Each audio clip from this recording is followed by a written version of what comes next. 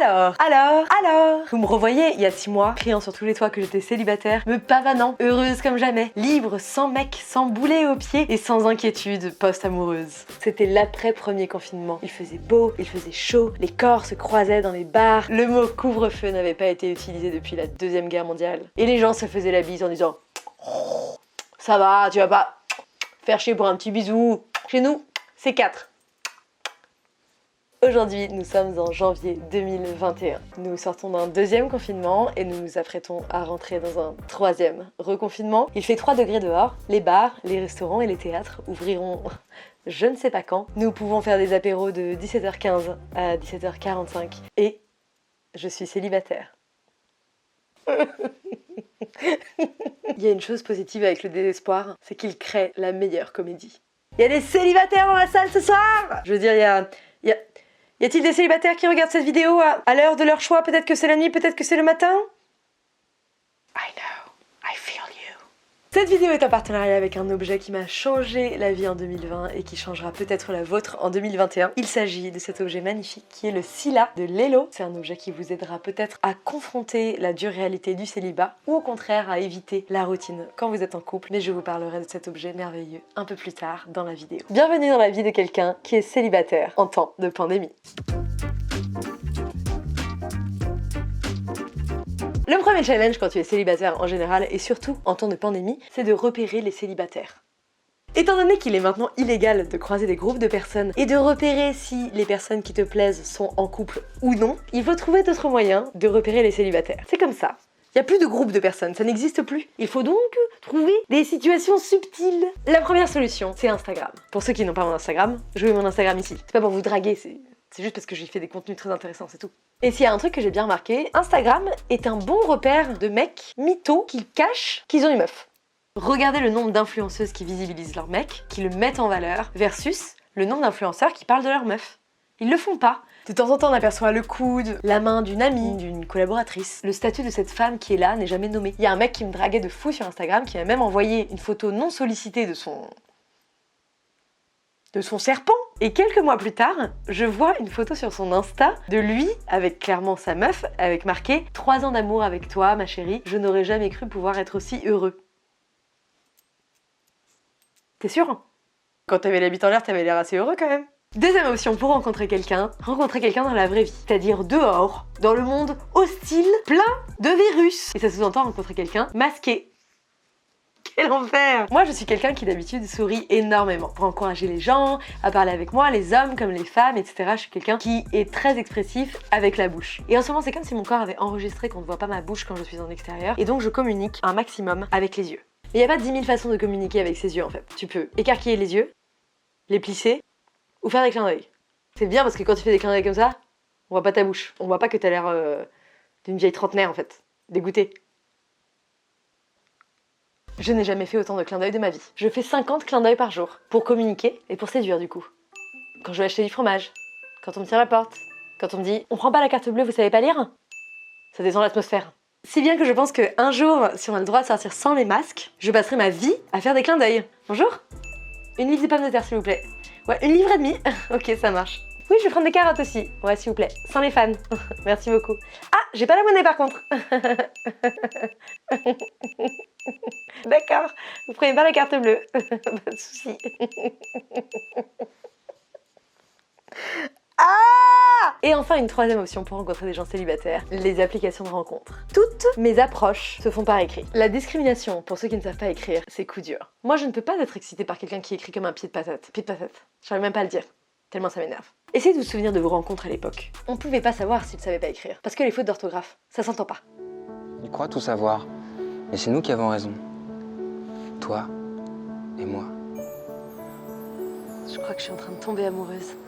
Maintenant, toutes les approches sont par écrit. Et quelqu'un qui ne sait pas écrire n'a aucune chance de mettre ses spermatozoïdes en toi. Parce que personne ne veut avoir un enfant ignare.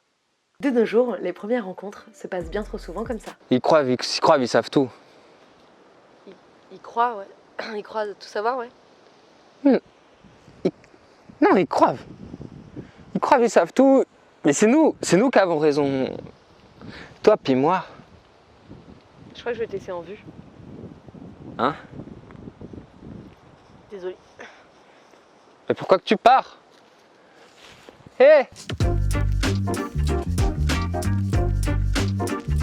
Ensuite, quand tu es presque sûr que la personne sur laquelle tu as jeté ton dévolu est célibataire, il faut que tu la rencontres pour la première fois. Et franchement, en ces temps compliqués, faut être motivé. Faut vraiment que quelqu'un te plaise pour aller le voir. Quand tu fais la liste des pour et des contre, ça vaut vraiment pas le coup en fait. C'est illégal, c'est dangereux, c'est cher. Si, 135 €, c'est cher. C'est plus cher que 2 bouteilles de vin au restaurant. Restaurant. Ouais, c'est comme ça qu'on dit. Et c'est potentiellement 14 jours de quarantaine. Ce que je veux dire, c'est qu'il faut bien choisir qui tu laisses te postillonner dessus. Je pensais jamais devenir cette personne, mais je suis clairement devenue sélective sur les postillonneurs. Avant, tout le monde était le bienvenu. Je rencontrais plein de gens, puis ça matchait pas, c'est pas grave. On avait discuté pendant 1 heure. Aujourd'hui, juste en papotant, on peut attraper une maladie qui potentiellement peut tuer nos parents ou nos grands-parents. Ce que je dis, c'est juste qu'il faut que chaque conversation à moins d'1 mètre en vaille le coup, quoi. Quand je rentre chez moi, je dois avoir appris quelque chose. Me parle pas du mauvais temps. Je le sais qu'il pleut. Ok? On s'est donné rendez-vous entre la Biocop et le Leclerc, qui eux-mêmes sont fermés. J'ai ma capuche, mon visage est mouillé, je le sais qu'il pleut. Maintenant, si je me rends compte que le date a un seul défaut, je peux pas m'empêcher de lui en vouloir. Attends, excuse-moi, je risque la vie de mes parents et tu mets du ketchup dans tes pâtes? Donc tu as cru que me parler de surf pendant 1 heure, ça en valait la peine? Tu t'es dit ça? Au pire, si ça tue ses grands-parents, c'est pas grave? Et justement, l'amour, c'est accepter et apprendre à aimer les défauts des autres. Cette étape est dure en plus quand tu viens de passer 1 an dans ton lit à kiffer ta life et ton corps comme jamais. Ma découverte de fin 2020 et de début 2021, c'est Scylla de Lelo. C'est un sextoy qui est en partenariat avec cette vidéo qui est conçu pour le slow sex. En gros, c'est un objet qui provoque des sensations toutes douces pour amener doucement les femmes vers le 7e ciel. C'est vraiment un sextoy qui est destiné aux femmes qui veulent explorer tranquillement leur sexualité. Quand t'as pris 1 année entière pour explorer doucement, avec tranquillité et patience ton désir, il faut vraiment se motiver et prendre son courage à 2 mains pour sortir rencontrer quelqu'un qui va te tousser dessus et potentiellement ne pas te faire vibrer pendant des heures. Ensuite, il y a l'étape quand tu vois le mec pour la première fois. Parfois, je rencontre un mec pour la première fois dont j'ai vu une photo et demie et il garde son masque. Je sais pas comment lui demander de l'enlever sans être impoli. Parce que si tu lui demandes d'enlever son masque, c'est clairement pour voir son visage. Peut-être tu peux pas demander ça sans sous-entendre je veux vérifier ton visage. Peut-être que justement je devrais prendre mon courage à 2 mains et dire vas-y tu peux enlever ton masque s'il te plaît? Non c'est juste pour vérifier. Et peut-être qu'après la pandémie, quand tu auras plus de masque, je ferai tu peux enlever ton t-shirt s'il te plaît? Non c'est juste pour vérifier. Tu peux baisser ton pantalon? Ok. Non c'était juste pour vérifier que c'était bien toi. Ouais. Au collège, on a appris à dire « Tu veux sortir avec moi ?» Ça fait partie de la formation. Mais on n'a jamais appris à dire « Tu peux enlever ton masque afin que je vérifie la forme de ton menton ?» Une autre expérience intéressante, c'est quand c'est l'hiver, qu'il fait 2 degrés, que tu n'as pas le droit de sortir après 18 h et que les bars et les restaurants sont fermés, tu vas où? Dans la rue, manger un kebab sur un banc en buvant à la bouteille du vin rouge, c'était vraiment mon fantasme quand j'avais 14 ans. Pas à 30 ans. Où est-ce qu'on pourrait se retrouver? Chez moi? Au cas où vous n'auriez pas compris, je vis dans une petite caravane de 4 mètres carrés. La caravane, ça en a refroidi plus d'un. Au sens propre, hein, pas au sens figuré. C'est-à-dire que ça a réellement descendu la température de leur corps. L'été, c'est cool la caravane, tu vois, c'est un peu sauvage, c'est sexy, c'est fun. L'hiver, c'est juste froid. Le climat pas du tout propice à une aventure sexuelle. Et sinon, tu fais quoi toi dans la vie? Tu veux que je te réchauffe ta bouillotte? Et puis sinon, il y a l'option d'aller directement chez lui. Mais aller directement chez un homme, c'est... Toute notre vie, en tant que femme, on nous a dit de nous méfier des hommes. Je dis pas que je cautionne, mais on nous a toujours dit de pas sortir toute seule le soir, de pas accepter un verre dans l'inconnu parce qu'on sait pas ce qu'il a mis dedans. J'ai l'impression qu'en ce moment, en tant que femme, notre seule option pour rencontrer l'amour, c'est de mettre notre plus belle robe, d'aller chez un parfait inconnu et d'essayer de deviner si oui ou non c'est un prédateur sexuel avant 17 h 50. Comment on fait? Je lui propose un goûter? Je fais semblant d'aller faire pipi et je vérifie qu'il met pas du GHB dans mon BN?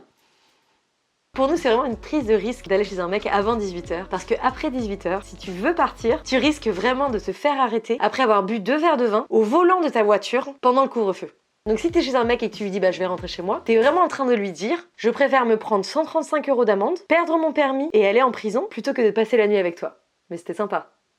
C'est super gênant. J'étais chez un mec l'autre jour et ça le faisait pas du tout. Il était très gentil et tout, mais vraiment on n'avait pas de connexion. Donc j'ai pris mon courage à 2 mains et dans ma tête je me suis dit allez Swan, t'es une femme de 30 ans, tu sais ce que tu veux et ce que tu veux pas. Tu lui dis que tu vas partir et ça va pas être gênant. Ça va pas être gênant, ça va pas être gênant, ça va pas être gênant. Bon, je vais partir, c'était super gênant. C'était tellement gênant que je me suis dit j'aurais dû coucher avec lui. Au moins ça aurait donné une excuse pour partir. C'est de l'humour bien sûr. Les filles, si vous le sentez pas, vous partez. Vous expliquez à la police la situation, ils vont très bien comprendre. Ils vont en pâtir. S'il vous plaît la police, Nous décevez pas sur ce coup-là.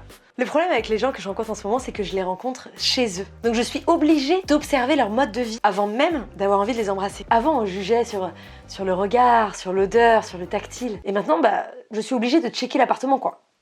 Maintenant, je le juge sur ce qu'il me sert à l'apéro, la propreté des toilettes, s'il y a des miettes entre les coussins de son canapé. J'ai vraiment pas envie de devenir cette personne, mais à tous les coups, aujourd'hui, la personne avec qui tu couches, tu te retrouves 2 mois et demi confiné avec elle. Tu ne veux pas que ce soit une personne qui se couche dans des draps propres avec son jean qu'il a porté dans le métro. Ce que je veux dire, c'est que quand tu rencontrais quelqu'un dans un bar avant, tu apprenais qu'il regardait des séries en VF après l'avoir sucé. Pas avant. Quand t'as pas de logement fixe ou que tu vis chez tes parents ou en coloc, c'est toute une organisation pour rencontrer quelqu'un quelque part. La dernière fois, j'ai des potes qui m'ont prêté un appart pour y organiser une soirée romantique. J'ai dû apporter mes propres draps, de quoi faire à manger, j'ai dû apporter mes affaires pour le lendemain. Et j'étais au ski, donc j'avais genre une doudoune, un pantalon de ski, des gants, mon casque, mes skis. Le mec m'a vu arriver avec mon sac à dos 70 litres rempli à ras-bord et le casque que quand je marche, ça me fait clang-clang, et 2 énormes sacs de course. Sur les applications de rencontres, je suis en maillot de bain. T'imagines le contraste? La première rencontre avant. Salut! Ah, salut! Swan, Mathieu. enchantée. Enchanté. On y va? C'est parti. Et la première rencontre maintenant. Salut! Ah, salut, ça va? Ça va Mathieu. et toi? Swan? Ok, enchanté. Je te prends un truc? Ouais, grave, avec plaisir. Attends. Ah. Pardon. C'était super sympa avec ce garçon, mais quand il a voulu me revoir, j'ai dit franchement, la flemme. C'est comme s'il m'avait demandé de déménager. Encore moi, tu veux pas demander à tes autres potes? Last but not least, la pandémie a complètement changé ma sexualité. La personne avec qui j'aime le plus avoir un rencard, c'est avec cette personne qui s'appelle Scylla. Et je m'en organise régulièrement avec moi-même.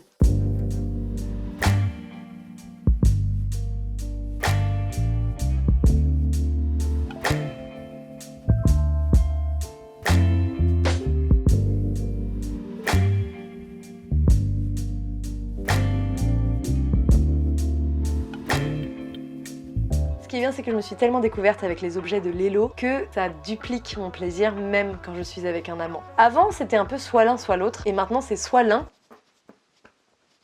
soit les deux.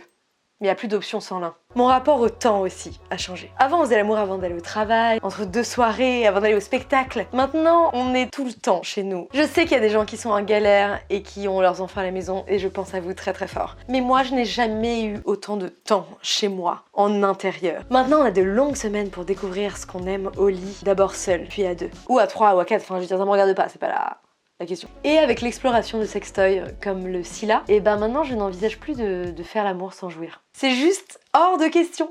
Avant, je pense que ce qui comptait pour moi c'était de coucher avec des gens, et maintenant c'est d'avoir du plaisir avec des gens. Vous voyez la différence? Avant, les sextoys s'invitaient de temps en temps dans le lit conjugal. Maintenant, ce sont les amants qui s'invitent dans le lit du sextoy et moi. C'est mon animal domestique qui dort avec moi. Tu ne vires pas ton chat quand quelqu'un rentre dans ta vie. Ton chat trop mignon qui ronronnait tes soirs de rupture difficile. Tu gardes ton chat, tu gardes ton sextoy. L'amant s'invite dans le sextoy. Peut-être pas le meilleur adverbe du coup.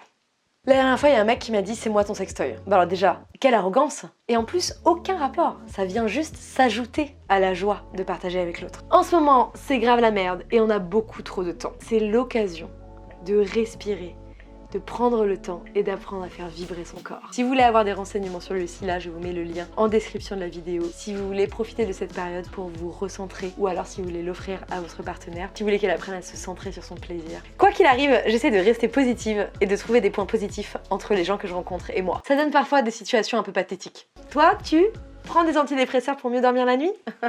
Bah moi, ah non mais moi c'est tout pareil. Hein. Moi le soir c'est verveine de menthe. Sinon, oulala, ça cogite. Tout ça, je vous cache pas que c'est un petit peu épuisant et donc j'ai pris une décision magnifique pour 2021. En 2021, j'ai décidé de devenir la femme de ma vie. Et si vous êtes un homme ou une femme célibataire qui recherche un amour, plusieurs amours, je vous encourage vous aussi à devenir la personne de votre vie. C'est vrai que c'est pas facile tous les jours de pas avoir d'amour. On voudrait avoir plus d'intimité, parfois le soir on aimerait avoir des câlins, une épaule sur laquelle pleurer, des gens avec qui partager quand on s'élève. Mais on peut très bien devenir la personne que l'on rêve de devenir en couple, mais sans couple. Je trouve qu'on passe notre vie à fantasmer de qui on pourrait être si on était en couple. Venez, on n'attend pas de tomber amoureux pour devenir quelqu'un d'exceptionnel.